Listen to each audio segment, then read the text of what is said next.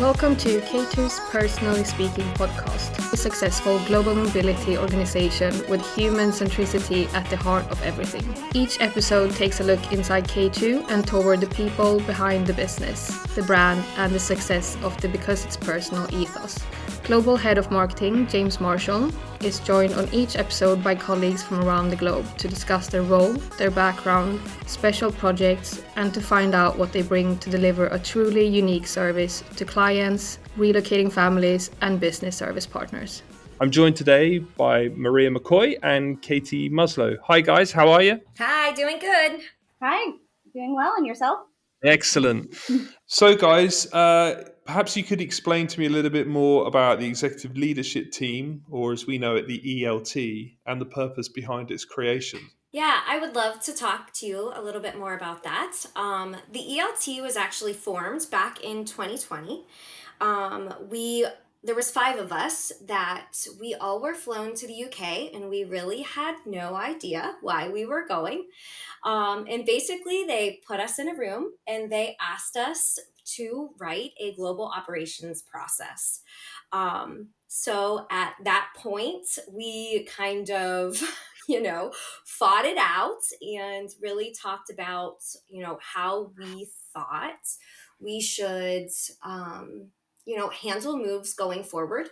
There were, I will say, quite a few heated debates in that conversation because I think we all thought, that our ways were best. But, in the end, we really did kind of come together and really were able to. Tell us, Katie, who was the heated Oh, debate between, and I what will was it? say that there was a few. I'm really sorry. I didn't mean to say it like that. Nobody really wanted to step Okay. on toes, but we all felt like so passionate about the ways that, we were handling it. Yeah. And I think that in the end, that was kind of where One Voice came from. We decided we were gonna, call it One Voice, and we started process mapping. And by all means, we did not finish it in the 4 days that we were there. But I will say at the very end, Nick actually surprised us. So we had no idea he was coming. He walks in the room and he basically asked us if we wanted to join the ELT. And I think it was like an astounding yes. We were all so excited and just felt very privileged to have been asked. I think as the years kind of went on and we finally finished the One Voice, I think it took us like 2 or 3 years. I don't quote me on it. It was a very long time, and it was a lot of writing and meetings, and so much heart and soul went into that. But when it was completed, it was kind of like where is the ELT going to go next, right? What is our next thing? And I think that's kind of when we decided, we need to reach other services in the business, other aspects of the business. And at that point, that's when we decided to add in finance and supply chain. So Maria, who's also here with us, she is our supply chain representative on the ELT. Yeah, right. So I came in kind of at the precipice of the 5-year plan that we're in right now. In this plan, there is a particular pillar that the ELT is responsible for kind of upholding and making sure is, the goals of this pillar are achieved, and that is the people and culture pillar. So through all of what we're doing now, we have something that's constantly in the back of our mind of how does this help us, withhold the people and culture that we hold so dear here at K2. It's something that we have always known about K2, that this is what is special about K2. This is why we do what we do so well. This is why people want to work here, why we are a great place to work. So that's kind of the thing that we have been charged with. Yes. Great pun there. That was brilliant.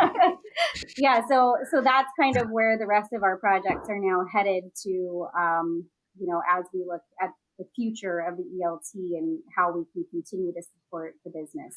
And I'm guessing, obviously, going back to you, Katie, those founding members, they came from different backgrounds within, throughout the K2 business. And I know that both of you come from different backgrounds in the K2 business. Perhaps In fact, let's start there. Tell us a little bit about Maria. Tell us a little bit about your sort of core role at K2. Sure. So I started back in 2013, early 2013. So I'm almost at 12 years deep now at K2. And at that point, we were still K2 moving systems for one. So the primary role of K2 was to coordinate the household goods moves for relocations.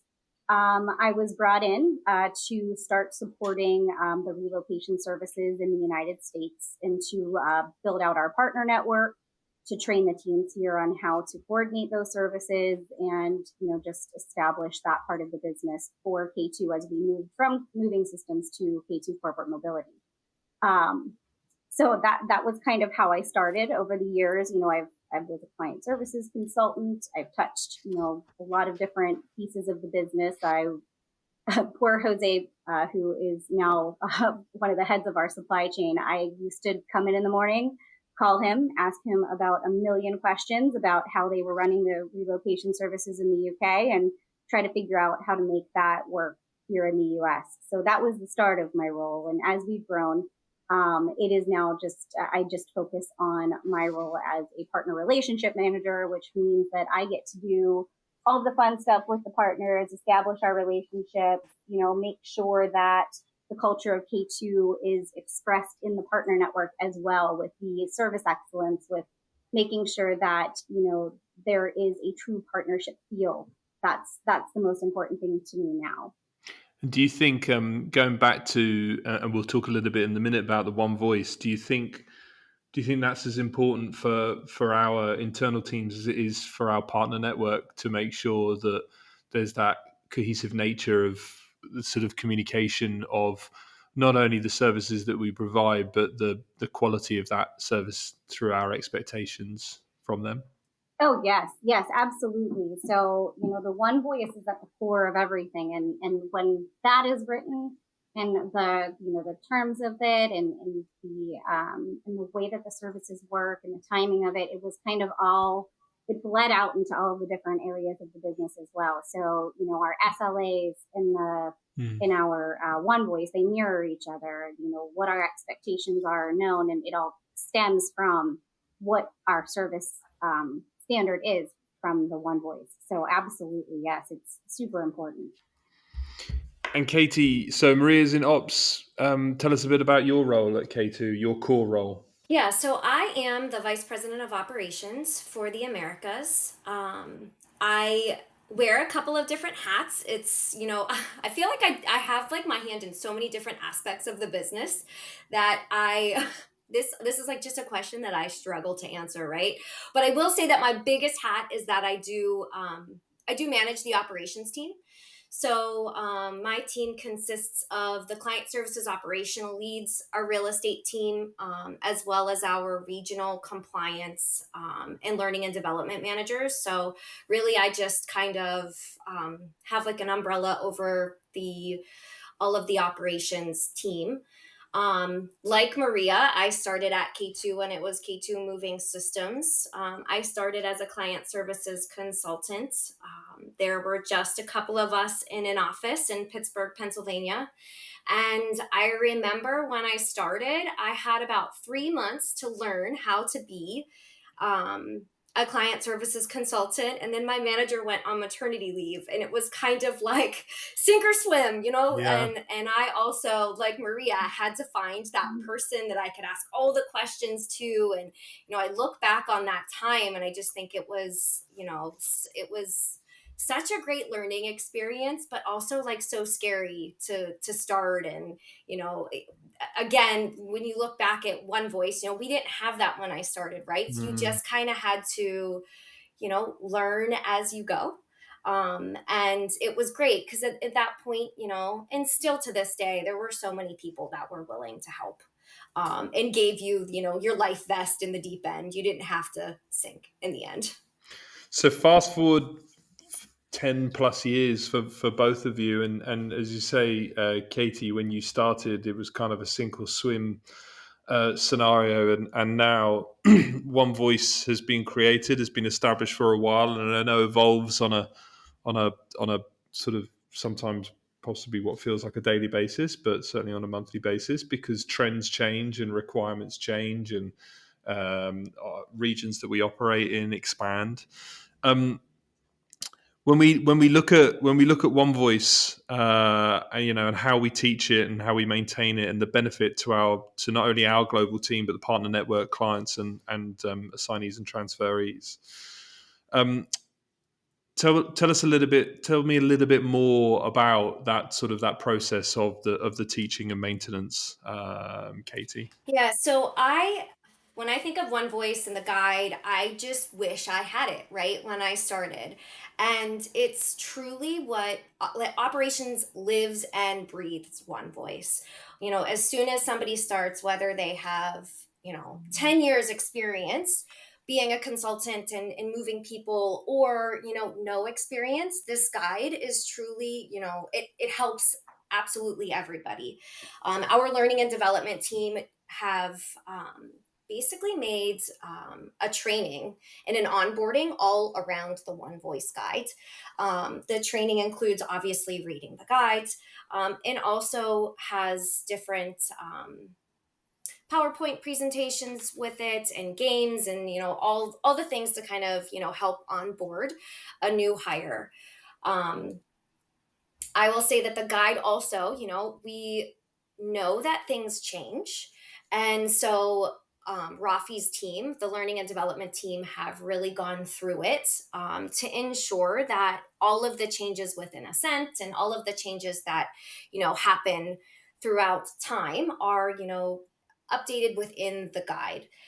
I think the guide truly means that when you have an assignee moving from, let's say, London to Singapore, they're getting truly the same experience as an assignee moving from Hong Kong to Dubai, because we're really all doing what's in that One Voice guide.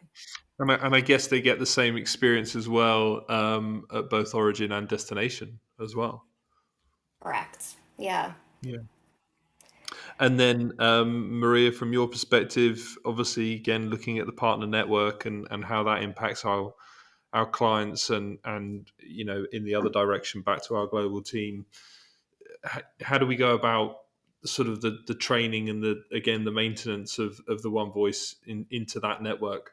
Well, we saw the way that One Voice impacted the business and how beneficial it was for the operations team. And we decided that it was time to expand it beyond just the relocation managers or the client services roles. So right now, the ELT is actually in the process of writing these One Voice guides for all the different areas of the business. So me as a partner relationship manager, I'm going to have one set way of onboarding new partners, training our partners.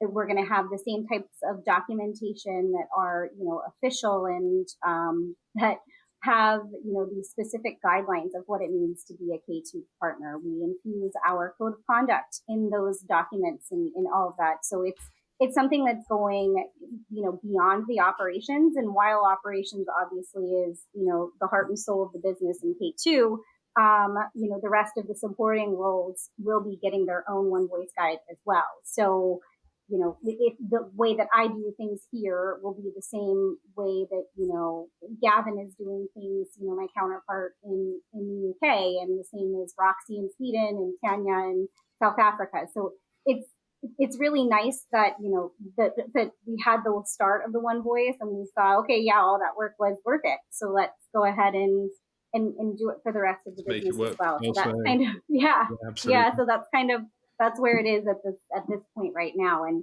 I think in October, we're going to start seeing some more launch on, Milo on our internal system. So keep an eye out for that. It's coming. And that leads me really nicely onto the next thing that I wanted to talk about, which is our kinetic pledges. So back in 2021, we established a number of kinetic pledges, largely based around satisfaction of our assignees, clients, and employees, but also sort of maintaining sort of growth without compromise approach. But largely around service provision. And obviously, a big part of that is the one voice element, but another big part of that is, again, as we grow as a business globally, our people and our culture, as we touched on at the beginning, will be more important than ever to make sure that the sort of the simple premise of a happy employee provides great service. The ELT are working, or sort of have the ownership over, what we call our people and culture pillar. Katie, can you tell us a little bit more about what you guys are doing within the ELT to support the people and culture pillar within our kinetic strategy? Yeah, so I would say the people and culture, it's something that we talk about all the time. In every single one of our meetings, we're constantly kind of coming back to people and culture, and how can we create the the best place for our employees to do their best work, and to also be happy, right? Mm, Because when you have people who want to come to work every day, it definitely shines through the work that they ultimately end up so doing. true. um So true, and that's a global thing as well, right? That's not just that's not regional. That that that's global, and also, my opinion has always been on that if we're all happy as well, then that personifies to our assignees and transferees, which then personifies back to our clients, because they get the sort of brand engagement and the business engagement a lot clearer. Absolutely, I would say, especially from an operations side, the people who are running the moves, if they're happy, they're kind of willing to go above and beyond, right? And so by doing that, you're making your assignees happy, and exactly what you're saying, it all trickles down. um I do think that, with the people and culture pillar, I think one of the things that we're constantly talking about is how we are maintaining our culture. um, you know, uh, I think that K2 has such a vast variety of employees. There are some employees who have been here for 10 plus years, but then we also have employees who've been here for maybe a couple months or a couple of years. And it's, how do you ensure that, the reason those people who have been here for 10 plus years, the reason that they've stayed, like, gets trickled through the business, not just in terms of, the people, but also like over time, I guess, trickled. And how do we not lose that? I think that that's something that we're always considering and thinking. And, what is our culture? What makes up our culture? And how can we keep it? I think at the end of the day, our culture is our people. And it's truly figuring out, and it's making sure we maintain the right people. It's also making sure that we find the right people and hire the right people. Mm. And And I, and I just, yeah. and I'm guessing on the ELT, obviously, there's representation from all of our offices, because obviously the culture in, let's say, for example, I don't know, Singapore will be very, very different to the culture of our team in Scandinavia, or you guys in the US, or here in the UK. Does that factor in when you guys are considering, how we protect the positive element of the business? Absolutely. We do have people from a lot of the offices. I will say it's not every single one, but it's definitely in every region, just because, K2 just keeps growing and adding offices and things. So there is representation from each region. And so I talked about heated debates. Yeah. We definitely have a lot of heated debates, just in trying to, figure out what is best for K2 as a globe, right? For all of us. Yeah. And you're right, something that might be fantastic for us here may not work in another country, maybe because legally it's just not possible, Mhm. or it's just not possible culturally. So yes, we absolutely do take that into consideration. Brilliant. Yeah, I can only imagine some of those meetings and the debates that happen as a result of that. And listen, Maria, as part of sort of the people and culture, we, going back a couple of years now, or just under a couple of years, we created the Q Awards, or you guys created the Q Awards. They launched at they launched at our Barcelona conference, as I say, just under a couple of years ago.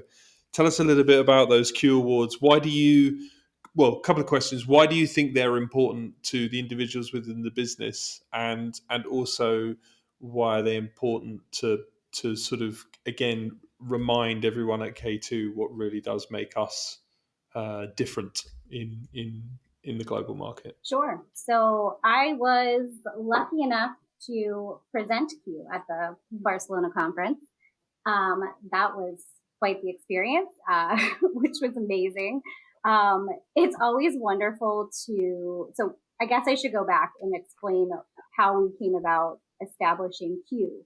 We had a lot of different names leading up to Q. As to what we should call it, because we just said that we were trying to find or figure out a way to articulate the traits that K2 employees have or that we look for and that we wanted to celebrate. Yes. I remember us working, and I didn't know whether you were going to mention it. I remember us working on the project and probably getting a good few weeks into the name, and I can't even remember what the name is now, but the name that we'd settled on, and we'd got a good few weeks into how we're going to communicate. What does it look like? What does it represent? And then it's like, it just doesn't feel right. Something just didn't sit right, and Q actually came about, and from my perspective, being on the creative side of that, like, zero regrets of that. That was the right decision to make. Absolutely. I couldn't listen. I think you got to experience a little bit of those heated debates that we talked about whenever we were trying to establish the name. Well, that's naturally just what happens when you put, leaders in a room together. So it's all the best interest of K2. But yes, when we finally settled on Q, we asked around the business and we said, what does that mean to you? What does that mean? And the answers were so all over the place, but all, just lovely qualities that you have: the leadership, the helpfulness, the kindness, the empathy. And, those were a lot of the trends that we saw in what we were hearing from people. Expertise was another one that came up a lot, so it was something that, we talked about this. You guys in marketing made a lovely video that, it almost brought a tear to your eye to think like, oh, this is such a cool thing that we're doing. And through that, we thought, let's celebrate each other by just doing these nominations. So we are nominating people from our own regions as well as across the globe. You hear from your managers and you hear, oh yeah, you're doing a great job. But it means something different when it's, coming from your peers, it's coming from across the globe. And you get to just, get these wonderful sentiments about, how you are at work. And sometimes it's work related. Sometimes it was, we had a really fun conversation on the phone the other day. We really bonded, and it was just our way of making sure we were establishing this like kinship between the employees. And it's been so lovely. I love whenever we come to the nomination period and we get to see what we're all saying about each other. It's like this love fest that happens, and it's so wonderful because that we roll this out in the most professional way, of course. In the most professional way, absolutely. But it's just such a lovely period of time where it's so positive, and what works better than positive reinforcement whenever you're looking to establish certain behaviors. And of course, it's not like a training thing, but it keeps that like motivation high, and it's worked for us on so many different levels of the business, and I look forward to it when we come to those nominations. Yeah, agreed. And of course, the nominations lead to an award, so those are picked randomly. We just, in each of our employees who win that award get a sum of money to use on an experience. So we didn't want it to be, the sum of money that goes into a paycheck. Mm. We wanted it to be as, a reward for great work, to go out and do something special for yourself. We get a lot of massages, we get a lot of, self-care things. It's super fun. We love it. And of course, you guys get to send the emails out as well, telling people, and that That must be the nicest piece for you guys as well, to inform people that they've been nominated for an award. Yes, it's a lot. It can be a lot of work because our employees are quite vocal about each other, which is really nice. So it's a lot of work when those times roll around, but it's a task that we all do with a smile on our face for sure. That's very cool. And can you share, obviously we've talked about One Voice, we've talked about Q, we've talked about the sort of role with ELT, with people and culture.